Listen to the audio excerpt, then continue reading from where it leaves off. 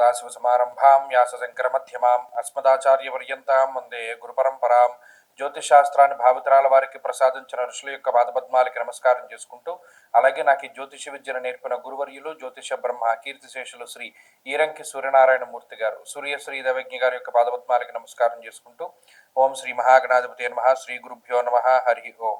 వీక్షకులందరికీ నమస్కారం. కన్యారాశి వారికి శుక్రుని యొక్క బలం ఉన్నది, బుధ బలం ఉన్నది, రాహు బలం ఉన్నది, చంద్ర బలం ఉన్నది. అంటే ప్రధానంగా 4 గ్రహాల తాలూకు అనుకూలతలు ఈ కన్యారాశి వారిలో ఉన్నాయి.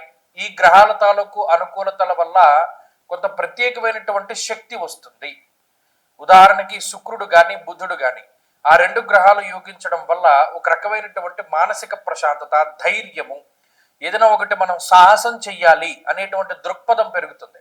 గతంలో అబ్బో మనం ఎందుకులే, మనంత కష్టపడలేము, ఏదో మనకి సాగుతుంది, ఇది అంతా మన కంఫర్ట్ జోన్ కదా, మనం దీన్ని దాటి బయటికి వెళితే మనకి ఎటువంటి లభిస్తుందో లేదో, మనకి ఉద్యోగంలో కంఫర్ట్స్ బాగున్నాయి, రిస్క్ చేసి బయటికి వెళ్ళడం ఎందుకు, వ్యాపారంలో రిస్క్ చేయడం ఎందుకు అనేటువంటి ధోరణి నుండి ఎస్ మనం చేయగలం, ఇది చేస్తే మనకి భవిష్యత్తు ఉంటుంది, ఏదైనా మనం సాధించాలి అంటే రిస్క్ చేయాలి అనేటువంటి సాహసోపేతమైనటువంటి ఆలోచనలు ఎక్కువగా కనబడుతూ ఉంటాయి.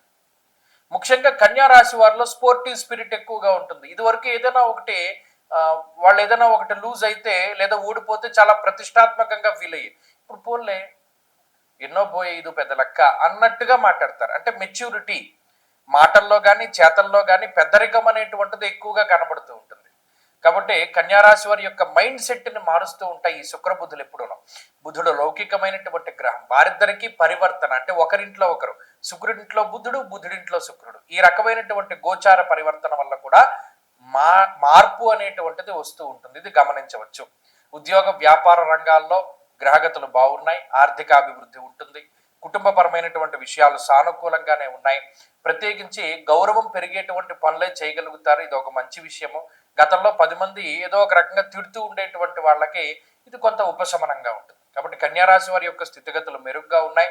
వీరు మరింత అనుకూలమైనటువంటి ఫలితాలని సాధించడానికై జన్మరవి యొక్క దోషం ఇది ఎక్కువ నీరసాన్ని కలగజేస్తుంది, విటమిన్ డి డెఫిషియన్సీని కలగజేస్తుంది.